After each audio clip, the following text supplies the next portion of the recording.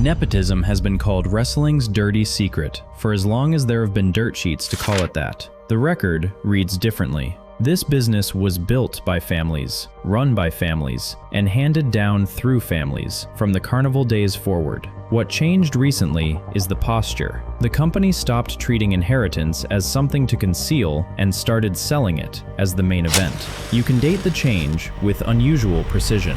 September 14th, 2021. The first night of a rebranded NXT, and a debuting 23-year-old is throwing LA Knight around the ring with the build of a Steiner, the singlet of a Steiner, and the haircut of a Steiner. He wins with a press slam that turns into a power slam on the way down. For the length of that broadcast, nobody says the name, not the graphic, which reads Bron Breakker, not the commentary team, who, the Wrestling Observer reported that week, had been told outright they could not say Rick Steiner on air. The closest anyone comes is Vic Joseph slipping Dog-Faced Gremlin into the call, Rick's old nickname, smuggled past a band list that never thought to include it. Everyone watching knows exactly whose son this is, and the show is under orders not to say it. By the time he reached the main roster in 2024, the same company was selling the lineage as the entire pitch. There is a mechanism underneath that reversal, and it needs a name.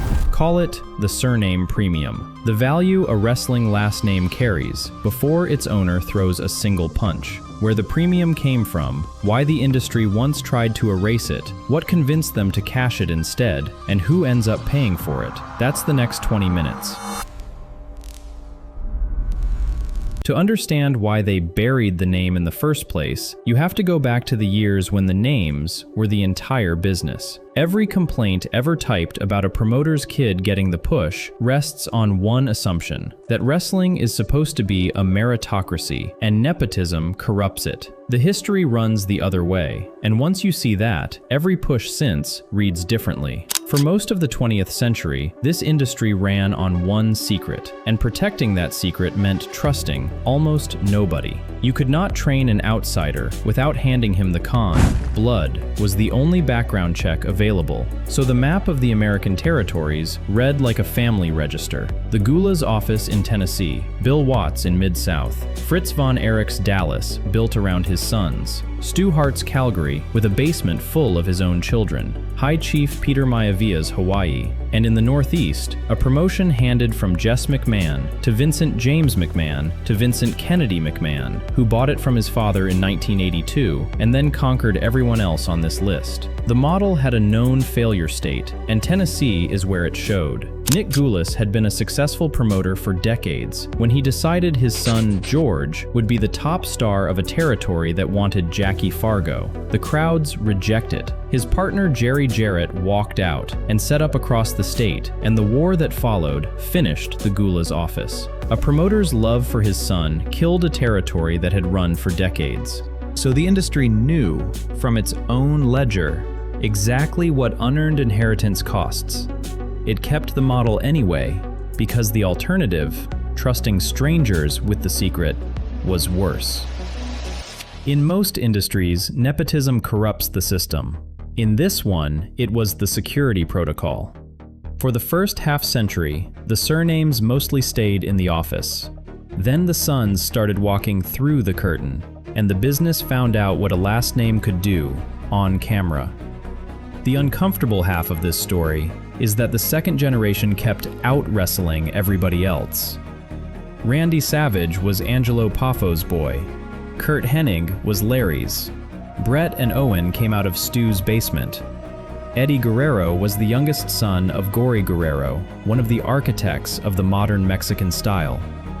The Rock arrived third generation and became the most famous performer the industry has ever produced. Randy Orton, also third generation, sits on the short list of the greatest pure in-ring talents of his era. Charlotte Flair has held 14 world championships. That cluster at the top has a boring explanation. A wrestling childhood is a curriculum money can't buy.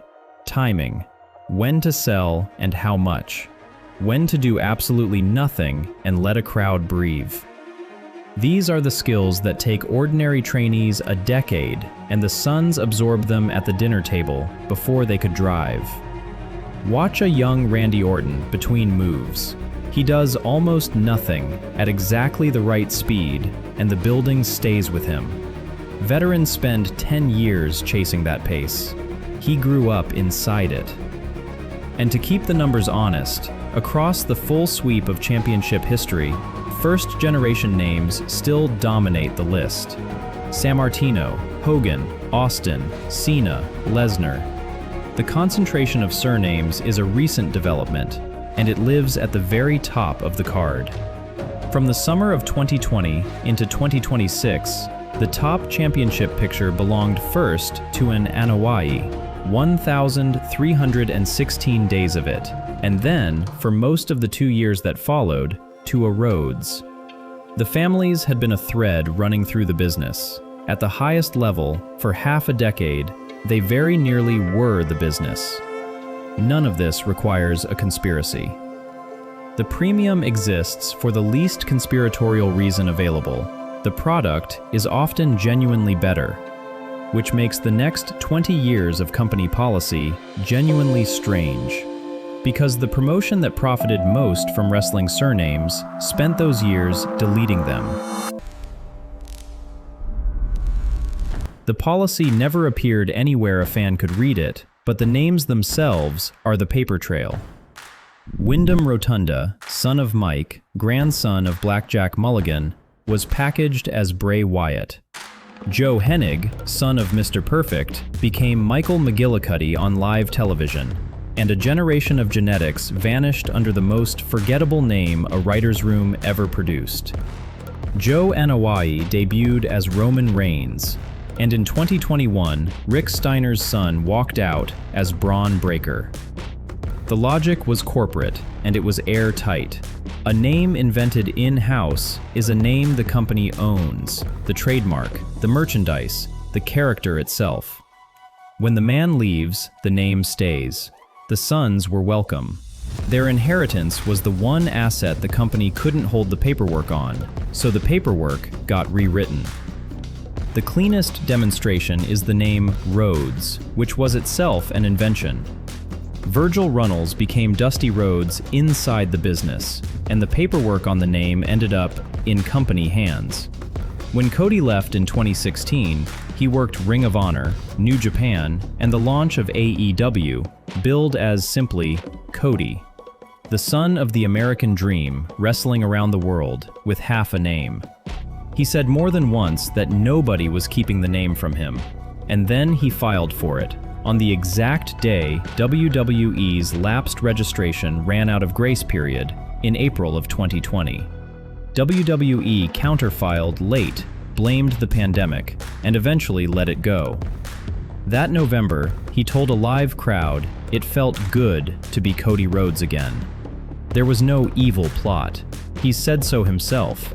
It was just business, which is the point. For 2 decades, the most emotionally valuable asset in the company sat on the books as a trademark problem. Then the accounting changed. Because somewhere between 2020 and 2024, somebody did the math on what a last name is actually worth to a live crowd. Making a star from nothing is the most expensive project in wrestling.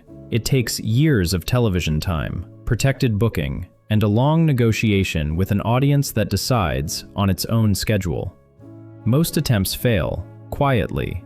A wrestling surname skips the queue. The crowd's reaction on night one is drawn from decades of stored feeling about another man. The reaction is real. The account it draws on was funded by the father. That is the surname premium in operation, and once the current regime saw it clearly, the erasure policy died fast. Look at the reversal, case by case. The gag order on the Steiner name lasted about 6 months. When the broadcast finally said Rick Steiner out loud, it was to promote his Hall of Fame induction. The surname became speakable the moment it became sellable. By Breakker's main roster debut on February 23, 2024, the pedigree was the whole presentation, the bark, the singlet, everything the 2021 broadcast had been ordered to avoid. Cody returned in 2022 with the surname restored and ran a 2-year program that was, in explicit on-screen text, his father's unfinished business.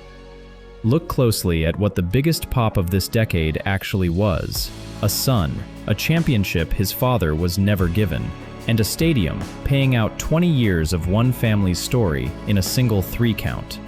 The Bloodline, the most successful storyline of the modern era, is a family tree performed at full volume. And the pipeline itself turned hereditary. The developmental programs now recruit legacy kids straight out of the amateur ranks. And when Mark Henry described those signings, he reached for the internet's insult and wore it as a badge. Nepo babies, he called them, warmly, before adding the quiet part. The name means more than you do. Now set all of that against the economics. This is a company whose revenue is locked in years ahead. The streaming deals, the broadcast rights, the site fees.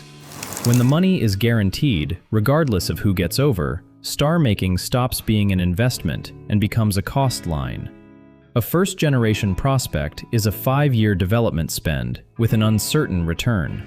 A surname is equity on day one, pre-sold to an audience that did its emotional investing decades ago, sometimes in a different era, sometimes for a man who is no longer alive. Making a star from scratch is the most expensive thing this company does. Inheriting one is the cheapest. The rest is arithmetic. There was one loose end. The audience had found a word for all of this, so the company took the word, too. For most of wrestling history, nepotism lived where the business couldn't hear it. The dirt sheets, the call-in shows, eventually the comment sections. Over the past few years, the word crossed the barricade and got itself booked. Start with Dominik Mysterio, currently the most reliably hated man in the company, whose entire act is inheritance, played as a crime spree. He turned on the father, whose name got him signed. Then he grew the mullet and the mustache of Eddie Guerrero, the man who once claimed on television to be Dominik's real father, in a 2005 storyline that hung custody papers above a ladder match. As an adult, Dominik carried the Intercontinental Championship he won at WrestleMania 41 to Eddie's grave. One performer, drawing down 2 inheritances at once, the betrayed real father and the borrowed television one. The heat is enormous, and every ounce of it is other men's stored history. Charlotte Flair, meanwhile, stood in a scripted promo before a WrestleMania and told the audience her championship reigns owed nothing to nepotism. The company wrote the denial into the show. Cody went the other way. On Raw, mid-feud with CM Punk, he described himself as a nepotism hire, the babyface diffusing the charge by confessing to it before anyone else could land it. And this spring in Houston, CM Punk, the most credentialed, self-made man on the roster, aimed Nepo baby at the head of the ruling dynasty on a global broadcast on the company's own airtime. Notice what all 4 moments share. In every one of them, the sharpest available criticism of the company is being delivered by the company, inside the show, on schedule. A charge that has been booked can no longer cut. The complaint went in as grievance and came out as programming. It's the oldest conversion trick this industry knows, and you have watched it run on every worked shoot since the 90s. The company now owns both sides of the argument, the premium and the complaint about it. Somebody still pays for every premium, though. The bill just lands where the cameras aren't pointed. Start with the people the pipeline no longer has room for. When the 2 remaining roads into a WWE push are a wrestling bloodline and a college athletic combine, the founding sales pitch of the modern era, anyone with a gym membership and a dream, quietly expires.